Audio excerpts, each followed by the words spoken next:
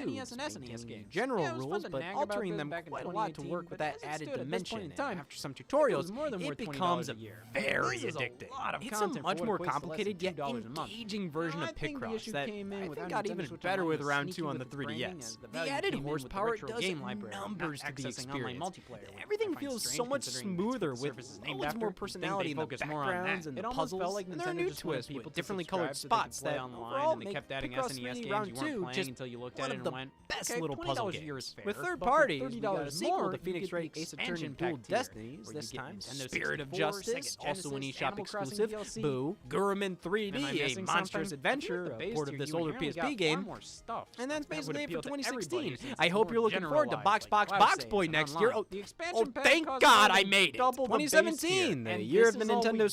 Switch, Well, also see the if it's year of worth Bye it. Bye Box Nintendo Boy on the 64, Nintendo Nintendo 3DS. Switch With Online. only Firstly, 365 4 years days, into the it's system's incredible life, we had and room this for is when we both. get 64 Bye games. Bye Box Mind you, Boy say is no more of the 3 same. years It's in. still a good And little Nintendo puzzle 64 platformer, games but can be I quite a truly bit don't know beefier what than else to say SNES, about it. It's fine, especially but my NES opinion of the games. original So Box adding Boy is those the into the exact mix same as any game that definitely followed adds to it. Nintendo's value. Tank Troopers Launch by lineup wasn't the biggest. Nintendo is a Got pretty Mario basic 64, tank game with regular single player and version. The multiplayer, updated one though the included Mario multiplayer 3D is All-Stars, not so if it's cool, we got online, both which on Switch now. I don't Ocarina blame them of for Time, not putting Yoshi's online Story, multiplayer in a Star 3DS Fox eShop 64, game in Mario 2017. Tennis, Mario But with Kart multiplayer 64, being Dr. front Mario and center here 64, on the Sin and menu, Punishment, it's and obviously a Winback, big a part smaller of this yet game's effective identity lineup, and usually reason to more than exist, so $50 worth of content right why here. bother if you're Keep not in mind offering that the price is online? annual. Though I will say, Still, the I think production this is values pretty are alright. You exquisite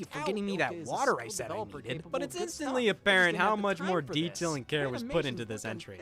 Still Dylan though, it is probably the best game in the whole series, but at the end of the day, it's still the same damn armadillo from 5 years ago. SteamWorld Dig 2 may have launched on Nintendo Switch in 2017, but it actually got a 3DS version in February of 2018, which is just bizarre to see and even weirder to play. I mean, it's pretty cool to see games you don't associate with the 3DS on this screen, like PDI Check.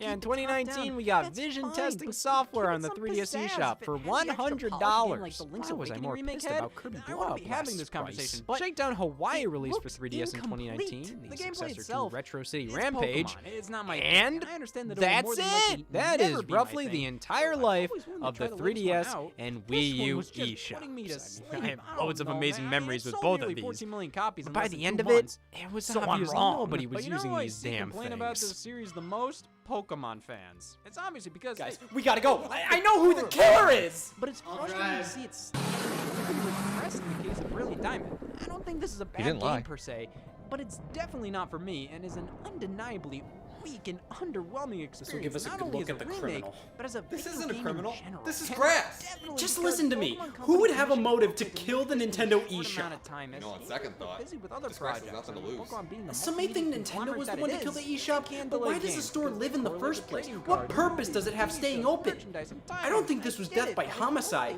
I think this was death by neglect. Nintendo wasn't the eShop killer. More than just Pokemon. It Or they was can keep doing what us. they're doing because it's obviously working. Well, with Brilliant Diamond and Shining Pearl disappointing.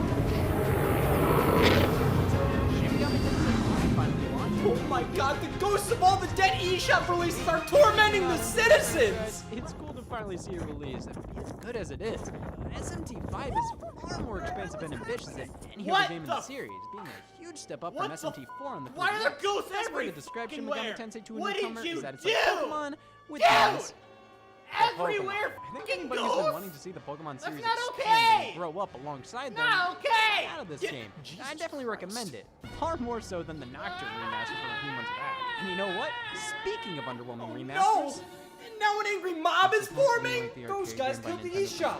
the 80s. Let's get 'em! Nobody can shut the fuck up about Popeyes. So save the limited volume Guys! release the Popeyes Guys! game on the eShop this There's no month. sense in riding over this or 800 tearing megabytes. yourselves Star down. Wars, Knights of the Old I came Republic. up here to Great see all the classic entire Star world Wars responsible titles for get the re-released eShop consistently, shutting down, and alongside instead a I Holiness unleashed all the Blob, games Wii game killed coming by the over. store It's my way closing. forward, and it's such a But you know charming what? game with gorgeous 2D art. think World this War series Z being received a out here decent shows Switch that port. The Disney Classic legacy Games will Collection was forever re-released live now with more on. titles. The Animal Fans of Crossing Ark DLC have damn near released, Twitch launched everything on the online. eShop. A full Many of the remake games the from original these Metroid eShops have Prime been was rumored. re-released on modern platforms or through physical means. Easily the most eShops may be over, controversial release but their of legacy 2021. will forever Grand Theft be Auto remembered. Trilogy And if Definitive Nintendo isn't Edition. gonna I preserve was it, we so sure as hell damn will. excited to play We these can't games, just sit not around only and with improved complain controls and about graphical Nintendo enhancements, shutting down but on the go eShops via my we Nintendo weren't Switch. using in And not to the take away first from those first place. two things, We killed the the eShops controls are because better, we taking didn't cues care from enough Grand about Theft them 5 for with the its weapon wheel and longest aiming time. graphically And at oh, first glance, now they're pretty much the same. awesome! I looked at Every pretty now much and the then, the entire lighting, lives texture of work, it both all looks quite good. eShops, I and wish they hold went some further,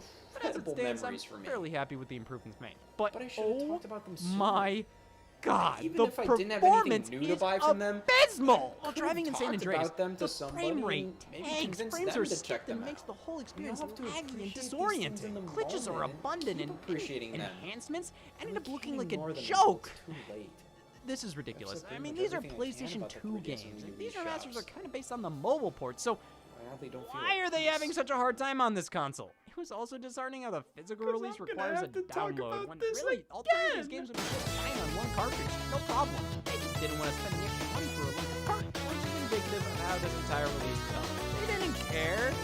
Like, I can look either way on a lot of these games, but genuinely, driving in these games ran and felt so bad.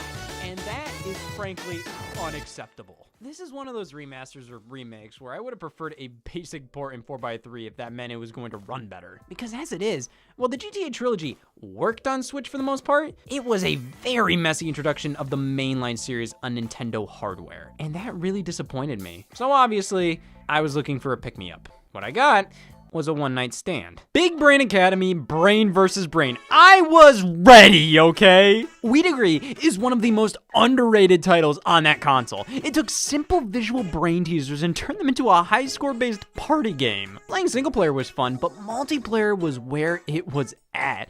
I mean, seeing who can complete the brain teaser faster works so well in a competitive environment. You genuinely want to succeed to be labeled as the smartest ass they know. So when Brain vs. Brain was announced for Switch with an emphasis on multiplayer, I was pumped. One of my favorite multiplayer games was back as something submitted into evidence. Okay, Big Brain Academy, Brain vs. Brain is okay. It's more Big Brain Academy, which is fun.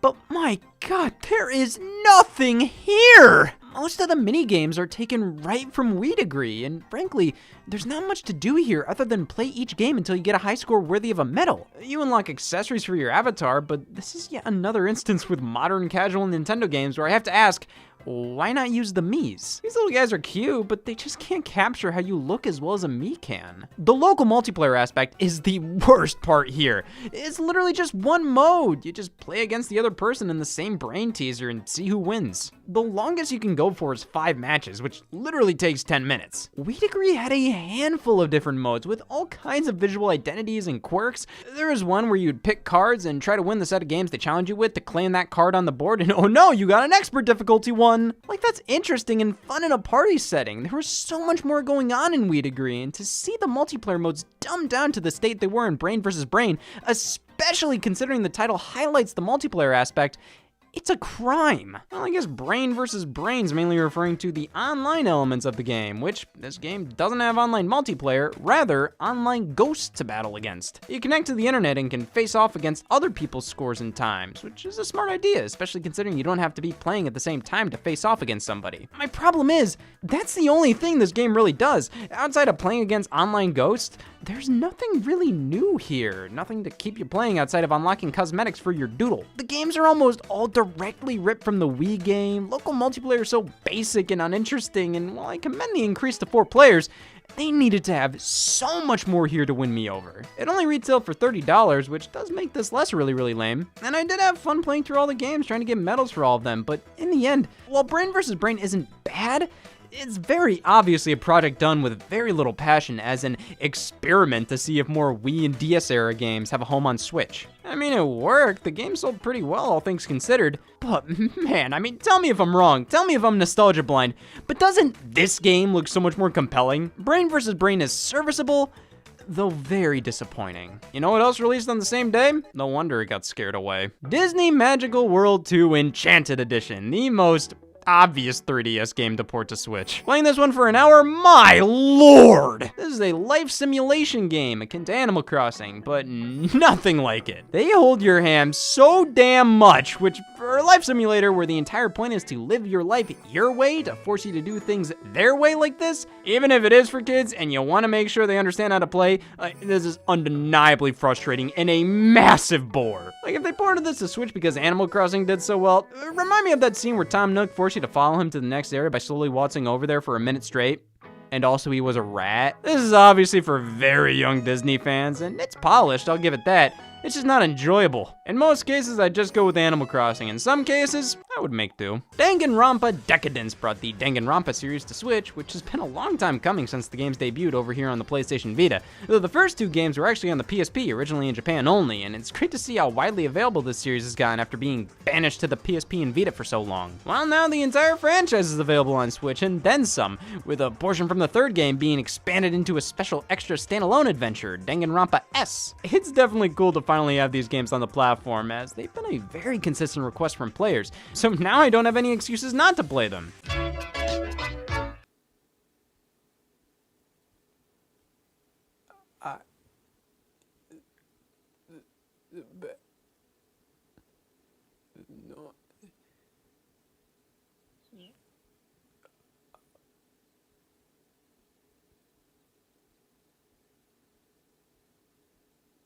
Monster Rancher 1 and 2 DX. Wasn't the main gimmick of these games putting a CD in your PlayStation to make a monster out of your music? Now on Nintendo Switch, you have to search for predetermined CDs online to use to create monsters.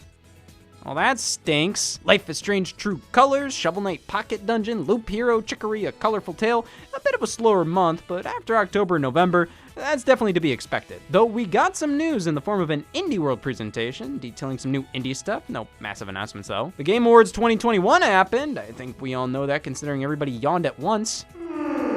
There's no way you could have missed that. This was one of their weakest shows, and that's not even considering the lack of a Nintendo announcement. Though Metroid Dread did win Best Action Adventure Game, and of course the president of Nintendo of America accepted the award by selling us on Metroid Dread, saying how Metroid Dread is the ultimate 2D Metro game. Like, f*** off! Have the actual development team accept the award. The next mainline Sonic game was shown there, though, after being teased months ago, titled Sonic Frontiers, an open-world Sonic the Hedgehog game. It's coming to Nintendo Switch, which I'm definitely hesitant about considering the apparent scope of the game. I'm intrigued for sure. The trailer showed very little Sonic-related scenery. A lot of it looks like any other lush open world. However, I'm cautiously optimistic. They hired Ian Flynn, who has written for the Sonic comics for years, which tells me this game may have a more intriguing concept, plot, and characters compared to the norm for Sonic as of late. The fact they're willing to do something this risky with Sonic rather than go with what works like a Sonic Mania sequel, terrifies and annoys me, but I have to give them some credit for doing something with this much potential. There have been a few Sonic fan games with large open environments, and they've shown that if it's done right, it can be something special. I'm all in. Paper Mario and a few Genesis games were added to the NSO expansion pack, with Paper Mario having a game-breaking bug included. At least we got Altered Beast! And the GoldenEye rumors wouldn't stop this month. It may have been a lighter month for releases, but there was definitely enough going on, especially for Paper Mario players. New year? No shit.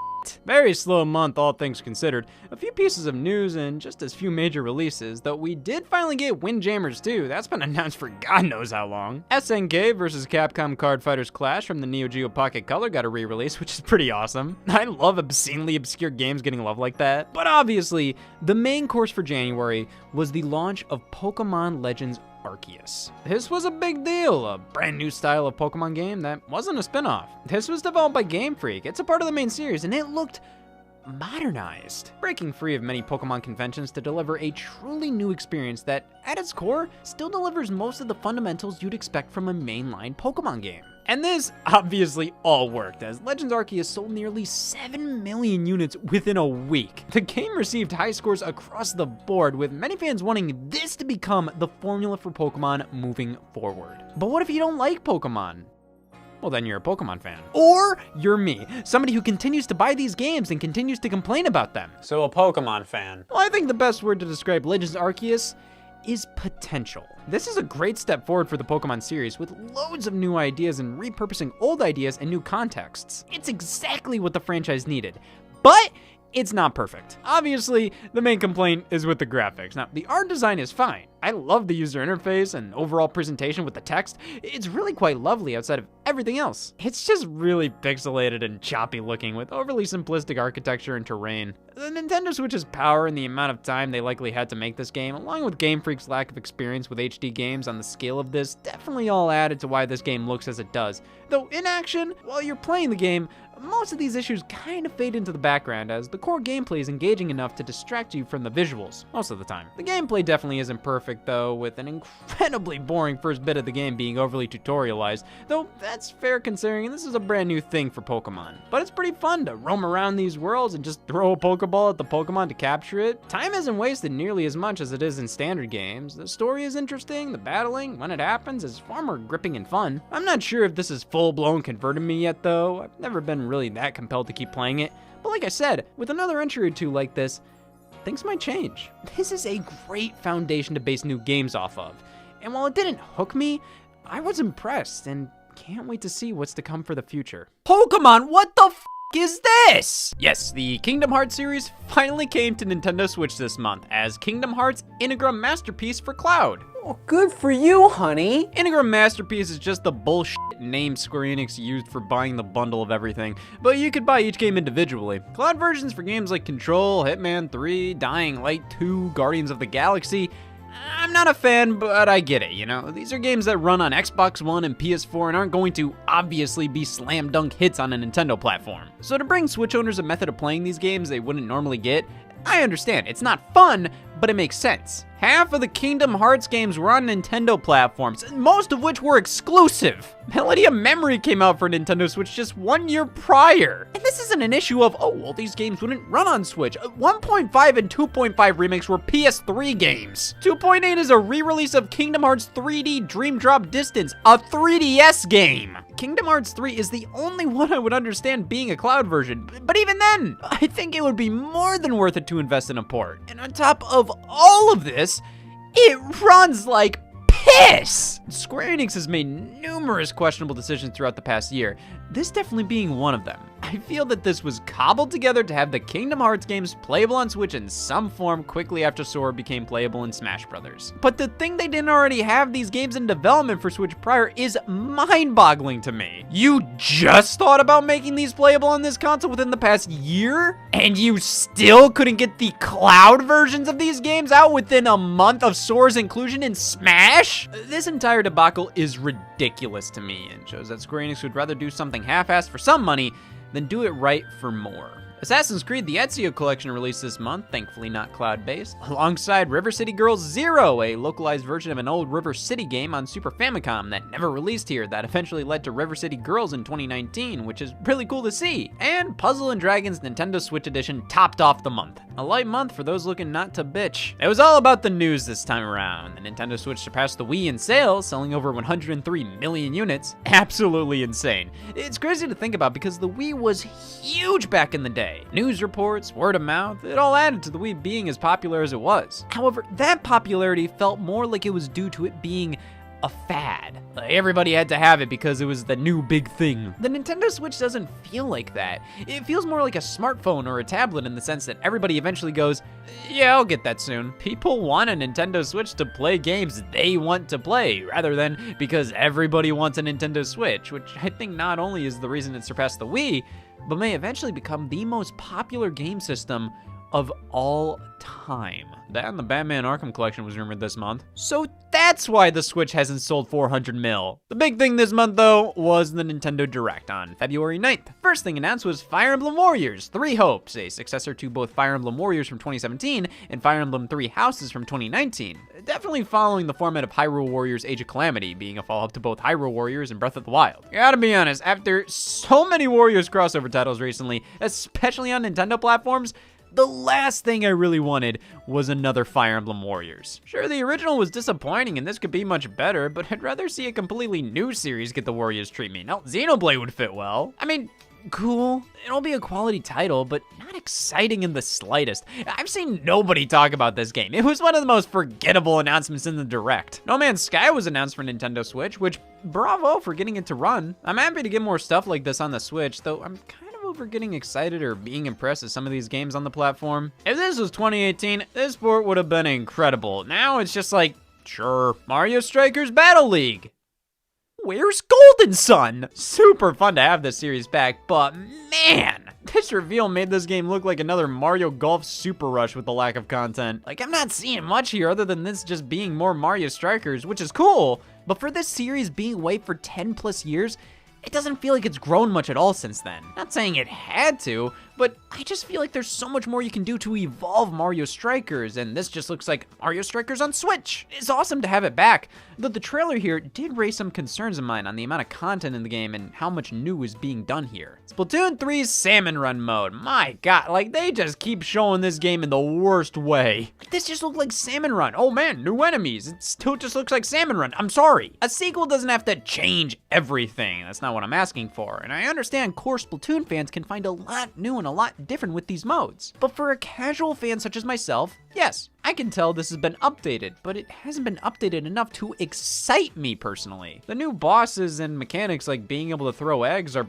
fine. I see no reason to dislike them, so I'll say, sure, I like them. But this was a very odd trailer to show off overall. I want to see more of Splatoon 3 being Splatoon 3. It doesn't have to reinvent the wheel, more so show me something that, as a casual fan, I can't already do in Splatoon 2, which I can play on my Switch right now. I probably said something fucking stupid there. A remake of Front Mission by Forever Entertainment, the studio who did the Panzer Dragoon remake, which got so-so reviews. Listen, Forever Entertainment may be a B-grade remaster studio, but they're the reason these games are even coming back. If it wasn't for them, we wouldn't even be talking about Panzer Dragoon or House of the Dead. So even if they could be better, I think they're passable, and Front Mission seems to look pretty good. Chrono Cross, Kirby and the Forgotten Land with mouthful mode, MLB The Show, Klonoa remakes, a Portal collection, Live Alive? A Japanese-only RPG from the Super Famicom coming over in the form of an HD 2D remake, looking just like Triangle Strategy and Octopath Traveler. Listen, I'm gonna hate myself for saying this, but this game looks really good. The concept is really cool of 7 main characters across different time periods.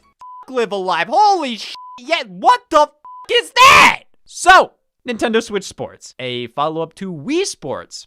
Where do I begin? Well, it's really cool Nintendo's doing this. I mean, everybody loves Wii Sports, so to have that in a more pure form on Switch compared to Clubhouse Games Bowling or something, it's definitely welcome. Though, I feel like with this game, there's a lot of identity issues. The Miis are no longer the stars. Bring in the sports mates. You. It's not like the Miis are like, oh my god, these perfect creatures. But for what Wii Sports is, they were perfect creatures for that. They're cartoony and unbelievably simple, yet everybody can make a Mii that looks like them. I cannot say the same about the Sportsmates at all. All their eyes are the same. There's only like a handful of hairstyles. It's not that their designs are bad. They look fine as characters, but as avatars, they're horrible. They're obviously not meant to represent you or me, because they all look the damn same. They're just painfully corporate friendly feeling. Like these are characters you'd see in an HR pamphlet. You can still play as your Miis, but they're obviously an afterthought. The Sportsmates are the only thing shown on the box and in advertising. It's just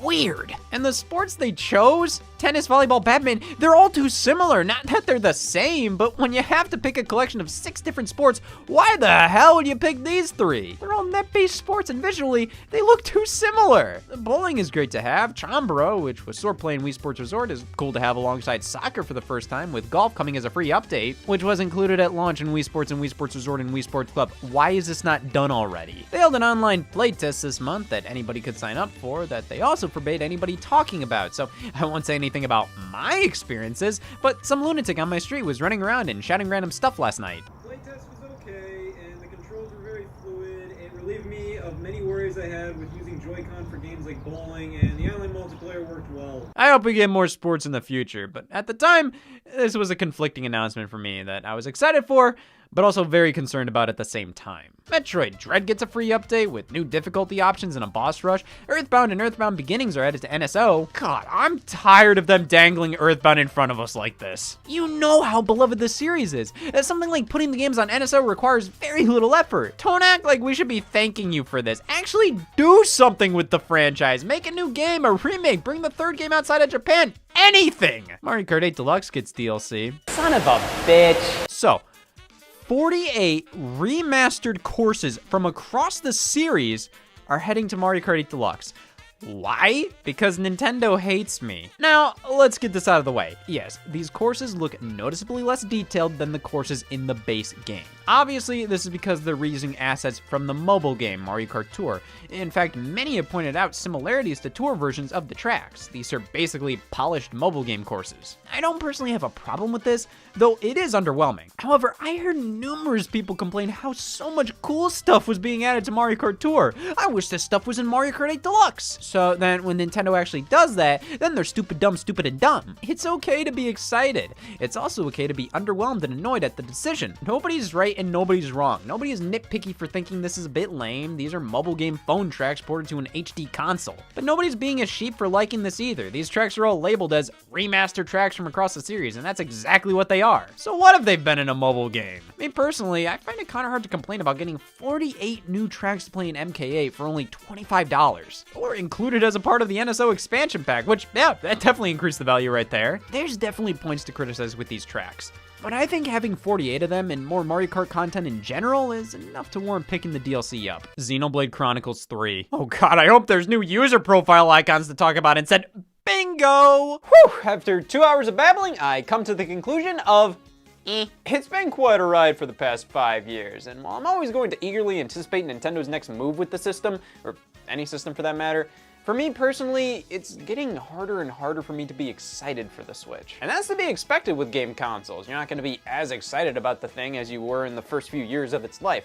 However, I feel like a lot of that modern gaming funk that we, as Nintendo fans, were so proud of not being involved with years ago, like microtransactions and a focus on online multiplayer, has kind of overtaken the Switch in many ways. I feel a distinct lack of true Nintendo in-house software on the platform lately, you know, games that are developed specifically by Nintendo rather than just published by them. And many times the content that is developed by Nintendo is lacking in content in of itself. So many games are releasing with just not enough meat on the bones, and it's just not an enjoyable experience. And then third-party support, I mean, there's not much to say about it other than it's nice this old game is coming to Switch, because that's all that's happening. It's just old games releasing on Switch. So I guess I'm just a little tired of how things are going right now. And it's not that I'm saying they're bad. I mean, looking at sales numbers, that's obviously not true.